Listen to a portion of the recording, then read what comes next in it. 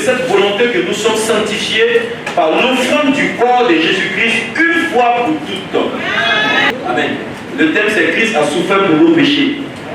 Amen. La seule chose qui peut nous amener dans le feu éternel, c'est quoi?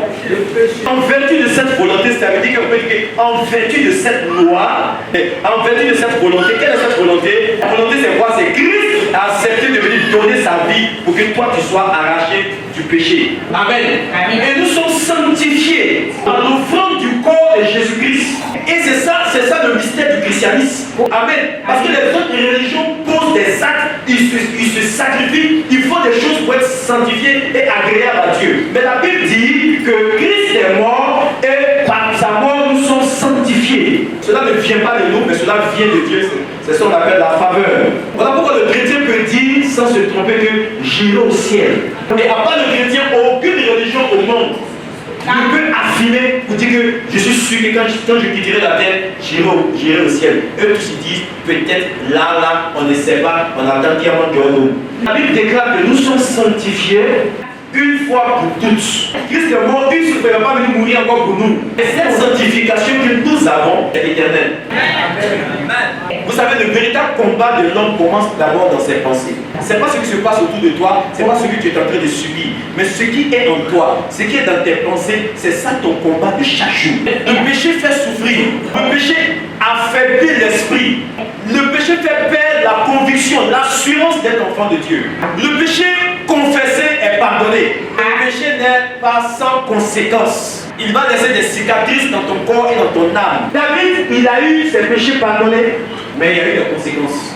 Philippiens chapitre 4, verset 8 dit: au reste, frère, que tout ce qui est vrai, tout ce qui est honorable, tout ce qui est juste, tout ce qui est pur, tout ce qui est aimable, tout ce qui mérite l'approbation, qui est vertueux et digne de louange, soit l'objet de vos pensées. Ça n'a pas dit l'objet de votre comportement, parce que c'est les pensées qui influencent le comportement. Tout problème de l'homme et de la femme réside dans notre pensée. Quand tes pensées sont penchées, ton attitude est penchée. Le problème même de l'homme, quand on dit quelqu'un est difficile, son comportement est difficile, c'est pas son comportement, c'est ce qui se passe en lui.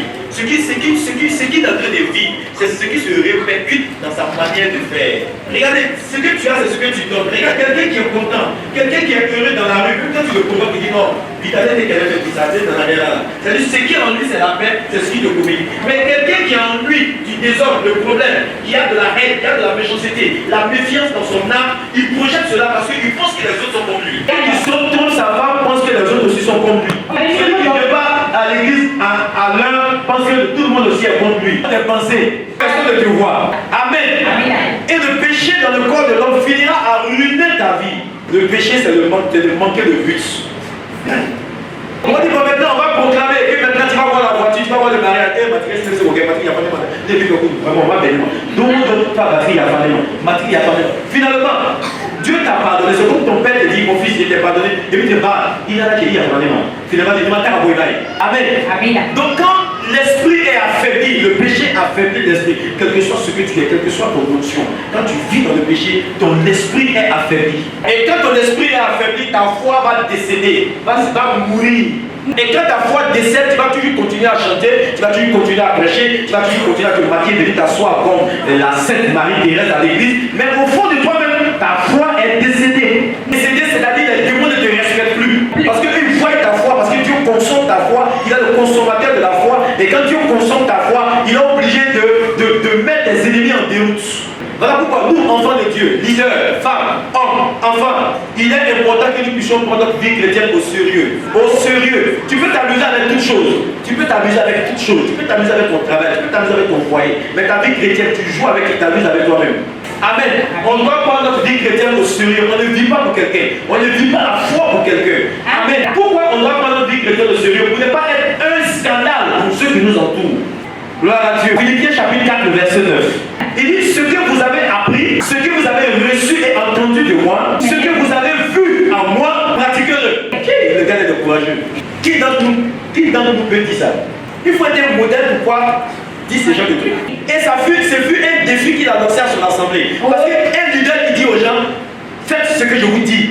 Regardez mon comportement, vivez, c'est-à-dire lui-même, il doit veiller sur son comportement. Il n'a pas dit suivez mes enseignements simplement. Il n'a pas dit suivez le programme. programme de l'église. Il dit, ce que je pratique, pratiquez-le aussi. Il dit, soyez mes imitateurs, comme je le suis de Christ. Quel moment tu peux dire à mes enfants, regardez la liste, quand tu venez de maman voit comment tu combats son papa chaque matin, l'enfant va voir cela. Et tu peux dire à ton enfant, il faut me suivre. Il faut pratiquer ce que je suis de faire. Quel papa tu peux dire à son enfant, regarde-moi, je suis un père galant. Quand tu vas te marier, il faut traiter ta femme comme je traite ta maman. Il va dire, très peu de pasteurs, très peu de maris, très peu de femmes ne peuvent oser dire ce genre de trucs-là. Même les professeurs dans le lycée, ne peuvent pas dire aux élèves, il va dire sur mes enseignements, pratique mes devoirs, mais mon comportement, mon caractère, il ne peut pas dire ça parce qu'il n'est pas un modèle. Amen. Nous les pasteurs, on peut dire suivez les enseignements, suivez la doctrine de l'église, suivez les instructions que je donne. Mais c'est difficile de dire dans 1 Corinthiens chapitre 11, le verset 1 dit, soyez mes imitateurs comme je le suis moi-même de Christ. Soyez mes imitateurs. On peut se lever un jour dans une assemblée et puis dire, soyez mes imitateurs comme moi je le suis de Christ. Il faut une séparation totale du péché. Si Dieu a permis que tu n'es pas mort hier, c'est parce qu'il veut que tu ne repars à zéro avec lui. Il nous donne l'occasion de nous ressaisir. Alléluia. Gloire à Dieu. Tout leader, tout enfant de Dieu doit donner l'exemple d'une vie consacrée. Donc 1 Samuel chapitre 12, le verset 3. Amen. Amen. Samuel dit, me voici, rendez témoignage contre moi en présence de l'Éternel et en présence de son oint. De qui ai-je pris le bœuf? De qui ai-je pris l'âne? Qui ai-je opprimé? Qui ai-je traité durement? De qui ai-je reçu un présent pour fermer les yeux sur lui? Je vous le rendrai. Regarde ce que Samuel est en train de dire. Il dit parmi vous là, j'ai pris l'âne de qui? J'ai escroqué qui? J'ai blessé qui? J'ai parlé durement à qui? Amen. Samuel, à l'aube de sa mort, il s'est levé devant le peuple. Et puis il rendait témoignage devant l'Éternel et devant le roi. Je suis sur le point de quitter la terre des vivants. De qui ai-je pris un peu, un âne? Il était irréprochable. C'était des hommes comme nous. Parce qu'ils étaient consacrés à Dieu. Alléluia.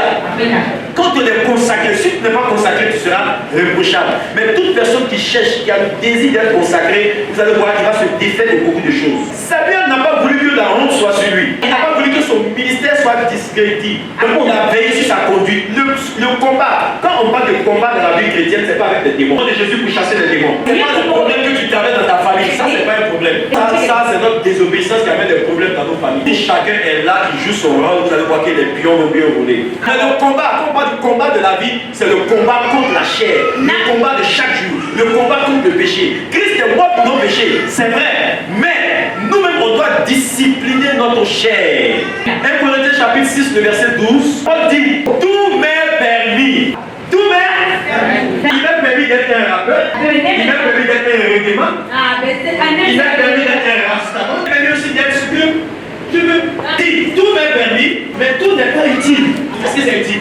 Il m'a permis de manger tout ce que je veux, c'est utile pour mon corps. Il m'a permis de parler, quand j'ai parlé, tout ce que tu dis est utile. Tout m'est permis, mais tout n'est pas utile, tout m'est permis. Mais je ne me laisserai pas asservir par quoi que ce soit.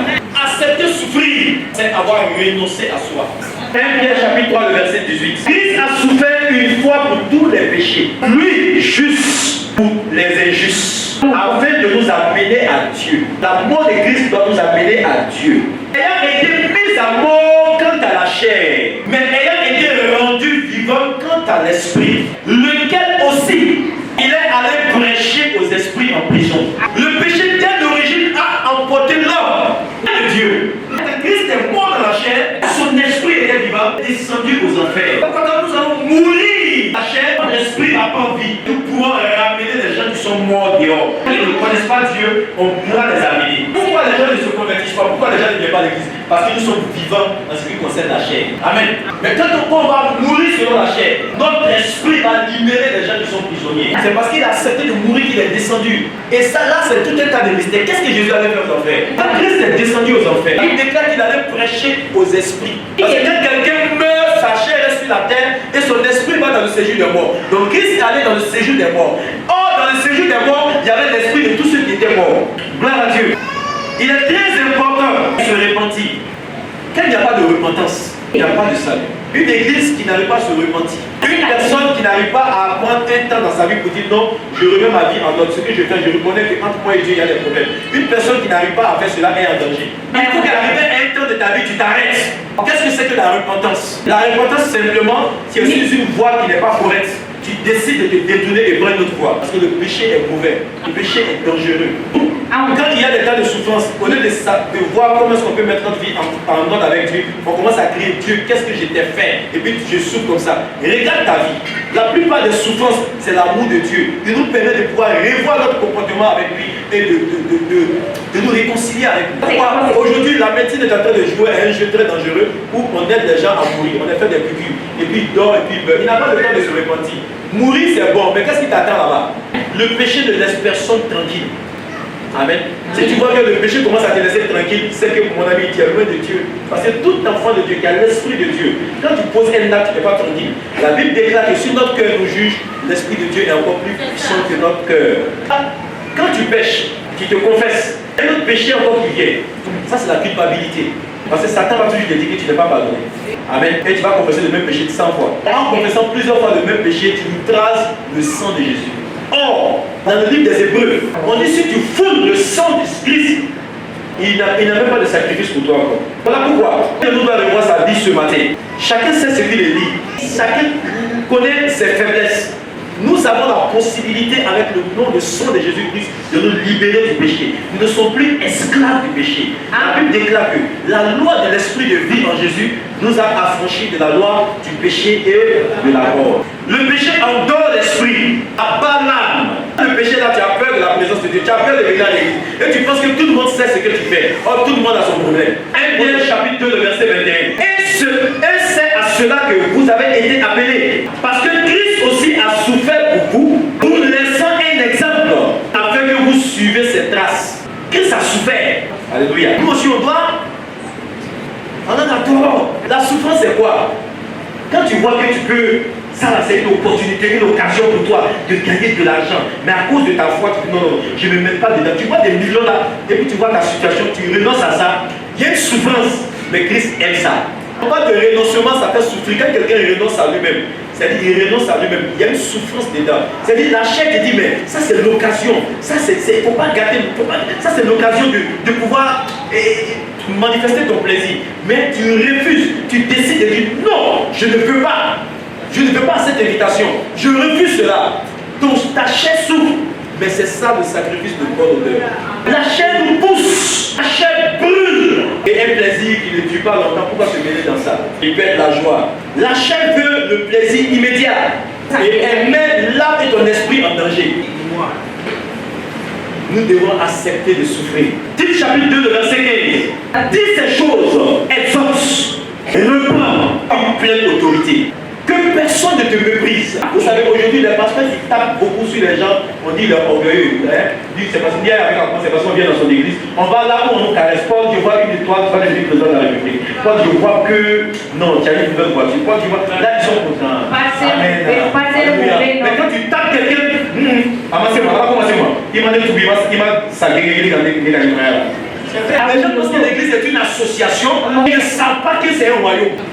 Alors, c'est Paul a dit à Timothée, dis ces choses, exhorte, reprends avec une pleine autorité et que personne ne te méprise. Nous sommes dans la grâce, et la grâce, tout est permis. Tite chapitre 2, le verset 11 à 12.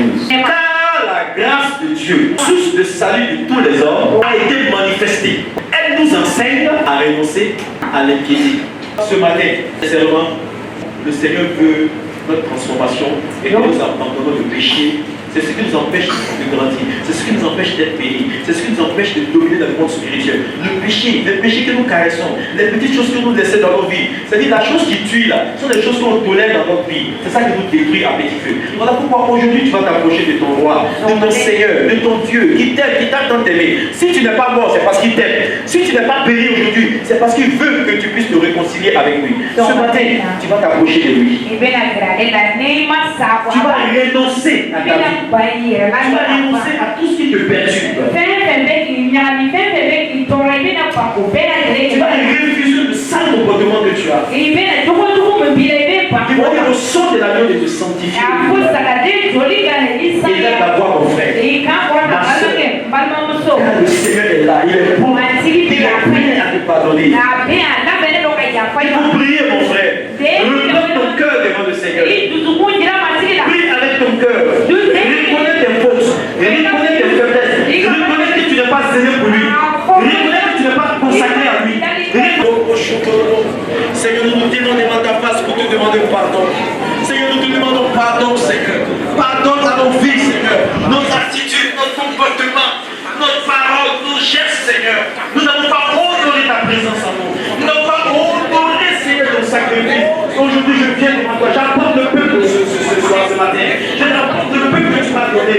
Seigneur, oh Père d'amour, ne nous rejette pas. Ne nous abandonne pas. Ne nous rejette pas, Seigneur. Nous reconnaissons nos fautes. Nous reconnaissons nos faiblesses. Nous reconnaissons nos forfaits. Nous reconnaissons nos manquements. Seigneur, nous venons devant toi. Oh, avec notre manquement, avec nos péchés, avec notre idolâtrie, avec notre désobéissance. Nous venons devant toi, Seigneur, avec l'impureté, avec l'impudicité, avec l'adultère, avec la fornication. Nous venons devant toi avec nos mensonges, avec notre hypocrisie, avec notre orgueil. Seigneur, aie pitié de nous. Aie pitié de nous. Lave-nous par ton sang. Sanctifie-nous par ton sang. Purifie-nous ce matin. Sanctifie-nous ce matin. Lave-nous ce matin. Lave-nous, Seigneur. Merci, Seigneur. Au nom de Jésus-Christ. Amen. Amen.